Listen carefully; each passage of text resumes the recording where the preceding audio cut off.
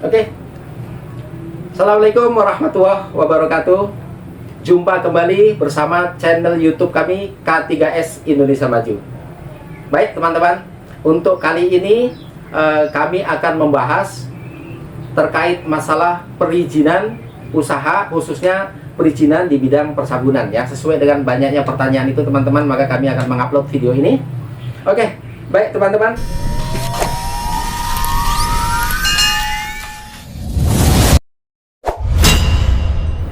Usaha di bidang persabunan itu ya, jadi teman-teman jangan takut ya ketika kita mau usaha di bidang persabunan, bahwa produk sabun ya, dari mulai sabun cuci piring, sabun cuci pakaian, lalu kemudian sabun cuci tangan, cuci motor, cuci mobil dan lain sebagainya, itu adalah sebuah produk yang dibutuhkan oleh masyarakat dari kalangan yang paling bawah sampai kalangan yang paling atas.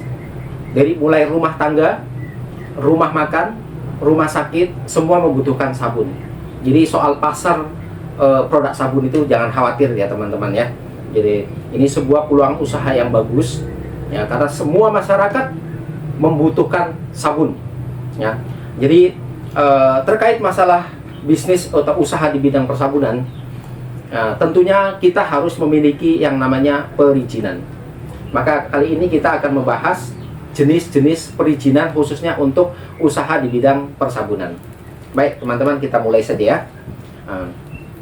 Untuk produk pembuatan sabun ya, seperti contoh sabun ini.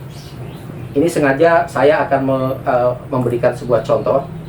Ya, ini ada sabun dengan merek K3S ya, dengan kemasan botol 450 ml. Sudah ada stikernya. Dan ini dan masih polos, tidak ada stikernya.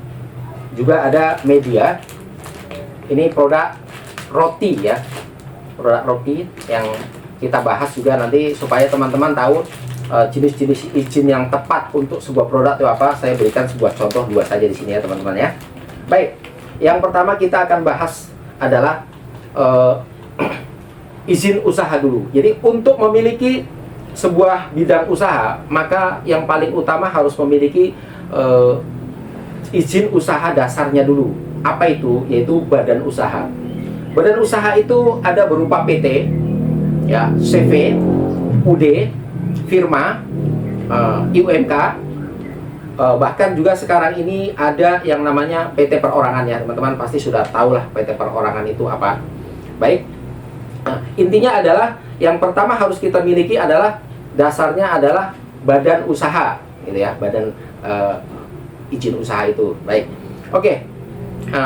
Lalu yang cocok untuk bidang persabunan itu apa? Ya, kalau saya sarankan teman-teman menggunakan ya terutama UMKM ya. Jadi kita pakai izin usaha mungkin PT perorangan atau CV ya, terlepas masalah pajak ya. Nanti karena saya bukan konsultan pajak, jadi saya tidak bisa membahas terkait masalah pajak ya. Nanti teman-teman bisa konsultasi langsung ke perpajakan kalau terkait masalah pajak ya. Oke. Yang pertama adalah badan usaha yang kita mau bahas yang cocok untuk jenis persabunan UMKM. Saran saya menggunakan PT perorangan.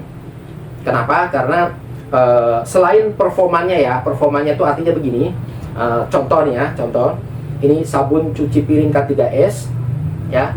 Di bawah sini ada ditulis diproduksi oleh PT K3S Indonesia Maju. Nah, seperti ini misalkan ya. Artinya performan kepada masyarakat atau pelanggan itu akan melihat, oh ini diproduksi oleh PT ya. Jadi terkesan itu besar. Padahal pelanggan kan tidak tahu kalau ini adalah PT perorangan gitu ya. Nah, jadi saya sarankan menggunakan PT perorangan ya. Nah, perlu teman-teman ketahui untuk membuat badan usaha PT perorangan, silakan nanti teman-teman bisa langsung menghubungi konsultannya saja ya. Karena PT perorangan juga melalui konsultan itu biayanya murah. Dan apabila ingin lebih murah lagi, maka teman-teman bisa mengakses sendiri ya. Nah, nanti di video yang lain kita akan jelaskan tentang bagaimana mengakses perizinan melalui online ya teman-teman.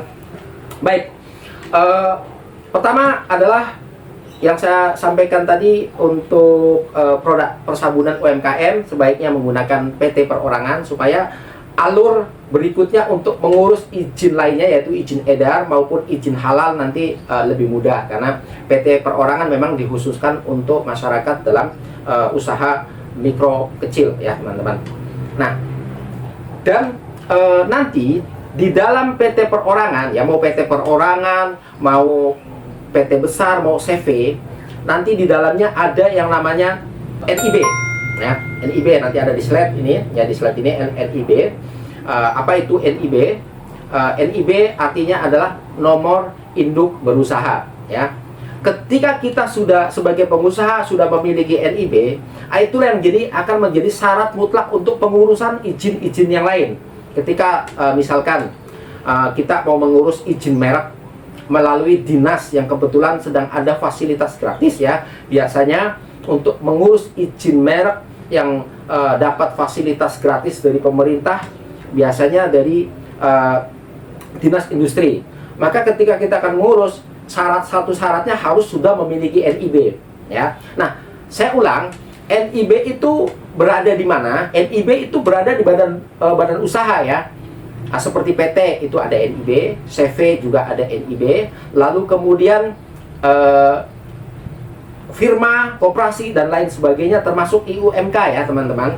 IUMK atau izin usaha mikro kecil ada NIB-nya. Jadi yang nantinya akan ditanya adalah tentang NIB gitu. Mereka nggak menanya misalkan badan usahanya apa gitu. Ini ditanya NIB-nya sudah ada atau belum ya. Saya ulang, NIB artinya adalah nomor induk berusaha. Saya akan membuat ilustrasi yang paling mudah dipahami saja ya teman-teman. Nah, contoh, kalau dibilang saya sudah punya izin usaha gitu. Nah, maka ditanya, oh, mana NIB-nya? NIB ada nomornya, nomor NIB. Sama halnya yang paling mudah adalah ilustrasinya saya sampaikan ketika Anda, teman-teman sudah berkeluarga misalkan, maka ditanya kan, mana kartu keluarganya kan gitu. Nah, maka di kartu keluarga itu kan ada yang namanya NIK, ya, nomor induk keluarga. Nah, kalau di badan usaha namanya NIB, nomor induk berusaha, begitu ya. Nah, di dalam NIB nanti di bawah di keturunannya itu ada lagi yang namanya KBLI, artinya klasifikasi baku lapangan usaha Indonesia. Nah, jadi misalkan kita sudah mau mendaftarkan badan usaha berupa PT perorangan, maka nanti dapat NIB, ya, dapat nomor induk berusaha. Nah, nanti di keturunannya lagi akan mendapatkan KBLI. Nah, satu badan usaha boleh memiliki lebih dari satu KBLI. Ya, contoh produk K3S ini ya, PT K3S Indonesia Maju dengan nomor NIB sekian sekian sekian. Ya, KBLI-nya dibuat dua misalkan. Yang pertama adalah KBLI nomor sekian sekian untuk produk atau industri pembuatan sabun dan pembersih rumah tangga, contoh seperti itu. Lalu kemudian ditambahkan lagi KBLI satu lagi, yaitu KBLI tentang perdagangan, ya, dengan nomor KBLI sekian sekian sekian. Jadi artinya satu NIB sudah memiliki dua KBLI. Yang pertama KBLI untuk produksi, ya. Yang kedua KBLI untuk menjual atau perdagangan. Seperti itu ya teman-teman ya. Nah, itu yang harus kita miliki pertama, yaitu badan usaha. Nah, tadi sudah saya jelaskan. Silakan teman-teman mau pilih apa? Mau pilih PT besar, silakan. Mau PT perorangan boleh, atau mau pakai CV silakan, atau mau pakai IUMK, izin usaha mikro kecil juga silakan. Yang terpenting adalah NIB-nya. Begitu ya teman-teman ya. Nah, itu terkait masalah badan usaha. Teman-teman, ngopi dulu. Nah, ini parah nih. Tenang, tenang. Kalau sudah ngopi, nanti cerah kembali ya teman-teman ya. Mari kita lanjutkan ya teman-teman. Nah, setelah kita memiliki izin badan usaha tersebut, selanjutnya nanti kita harus memiliki izin merek, ya. Nah, kita harus memiliki izin merek. Nah, contoh saya membuat ilustrasi sebuah contoh ini ya. Nah, ini mereknya K3S. Nah, ya. Lalu di sebelah saya ada lagi ini contoh produk lain selain sabun, yaitu produk makanan ya, pangan. Ini kebetulan roti yang saya ambil contoh. Nah, ini mereknya Kitapan misalkan ini ya. Oke. Sebelum kita merancang atau membuat sebuah merek, maka pikirkan matang-matang dulu ya teman-teman. Contoh, memikirkan matang yang pertama adalah namanya. Pertama, teman-teman harus memilih nama yang mudah diingat oleh konsumen ya. Jadi yang mudah. Jadi kalau bisa itu yang dipikirkan bahwa ini nama akan cepat melambung misalkan, akan cepat booming gitu kan. Itu dipikirkan dulu itu nama tersebut.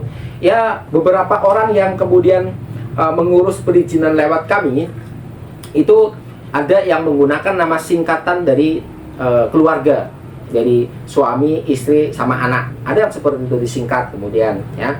Selanjutnya setelah nama sudah matang, kita pikir-pikir bahwa ini namanya sudah cocok, bismillah ini nama ini cocok buat saya. Lalu kemudian kita merancang logonya ya, nama. Jadi karena pendaftaran merek itu boleh hanya dengan nama saja, misalkan mereknya Cinta misalkan begitu ya. Nah, dengan nama saja, tulisan dengan nama tulisan Cinta dengan menggunakan font huruf seperti ini, itu boleh begitu saja.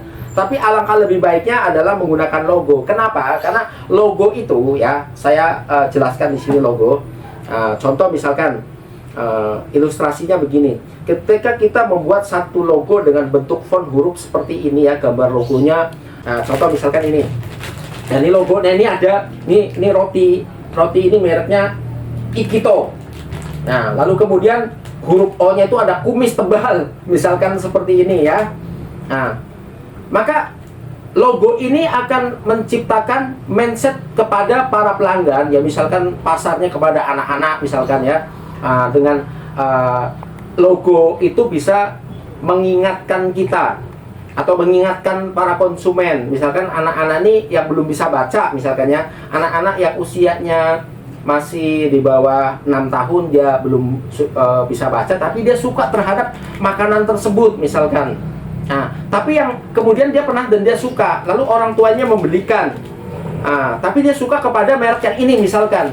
Nah, lain waktu orang tuanya membelikan yang berbeda, dia nggak suka. Dia akan ngomong bukan yang ini, nggak mau misalkan bukan yang ini. Dia maunya yang anak itu misalkan ya ada kumis gini ya. Artinya logo itu bisa berpengaruh ya teman-teman. Contoh lain, suatu hari saya pernah mengajak keponakan yang memang usianya masih 5 tahun ya, 4 tahun malah pada saat itu dia. Kemudian saya ajak ke minimarket yang terkenal ya. Nah, tahu kan teman-teman minimarket yang terkenal itu, yang depannya ada tulisan Indo itu. Nah, itu logonya sama warnanya itu kan membuat satu ilustrasi. Artinya dibuat logonya itu ada kuning, ada merah dengan tulisnya seperti itu. Itu dengan tujuan lain adalah supaya orang yang misalkan belum bisa baca pun itu akan tahu bahwa ini namanya titik-titik mark itu tadi ya kan. Di lain waktu saya pergi bersama anak ponakan saya itu dan melewati si minimarket tadi. Lalu dia langsung nyebutin nama, padahal kan dia belum bisa baca, tapi dia tahu bahwa ini adalah supermarket yang namanya tersebut. Dari mana? Dari logonya ya. Jadi itu saran saya seperti itu ya. Artinya pikirkan matang-matang tentang logo supaya bisa diingat ya, walaupun oleh orang yang belum bisa baca. Ya, seperti itu ya teman-teman ya. Jadi pertama pikirkan namanya baik-baik karena izin merek itu berlakunya sampai 10 tahun ya. Jadi jangan sampai kemudian kita sudah mendaftarkan izin merek tersebut ke Dirjen Hak Kekayaan Intelektual dan sudah disetujui, tapi kita berubah pikiran karena itu jangka masa berlakunya sampai 10 tahun ya. Sampai di sini dulu paham ya teman-teman ya. Baik. Selanjutnya kalau ada yang bertanya misalkan, Pak, untuk membuat izin merek itu kemana? Ya, saya sih lebih menyarankan pakai jasa konsultan ya. Walaupun memang diakses secara online pun bisa di apa namanya, Dirjen Hak Kekayaan Intelektual ya. Nanti kalau mau bertanya silakan langsung aja bertanya, karena walaupun di channel YouTube, ketika kemudian teman-teman masih kurang jelas, kurang paham, nanti di deskripsi ada nomor WA kami yang bisa dihubungin. Teman-teman mau konsultasi secara langsung pun kami akan menjelaskan dengan senang hati ya teman-teman ya.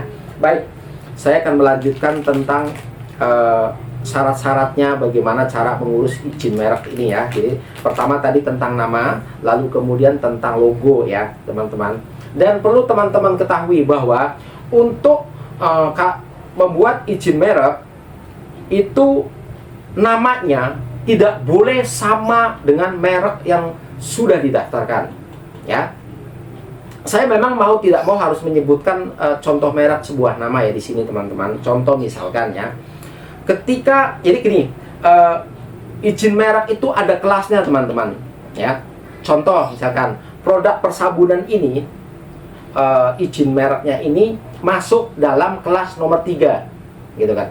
Apabila di kelas nomor 3 tersebut sudah ada nama K3S, maka orang lain tidak boleh mendaftarkan yang sama di kelas tersebut. Kalau kelas lain boleh berbeda, misalkan kelas 43 misalkan, yaitu produk makanan mereknya K3S, boleh, silakan. Tapi pada kelas yang sama tidak boleh. Jangankan sama, mirip aja nggak boleh teman-teman ya, mirip aja nggak boleh. Contoh misalkan saya sebutkan sebuah merek yang terkenal di produk air minum mineral ya, Aqua lah saya sebut. Lalu teman-teman kemudian saya mau bikin produk air minum mineral juga supaya cepat terkenal, saya pakai nama Aquaku misalkan, atau Aquanya, atau Aquamu lah, atau Aquaria mungkin. Itu tidak akan pernah diterima teman, itu ditolak karena mirip ya, bahkan miripnya sangat mendekati. Itu tidak boleh teman-teman. Jadi kalau kecuali misalkan Sanqua, nah itu beda ya, itu boleh seperti itu ya.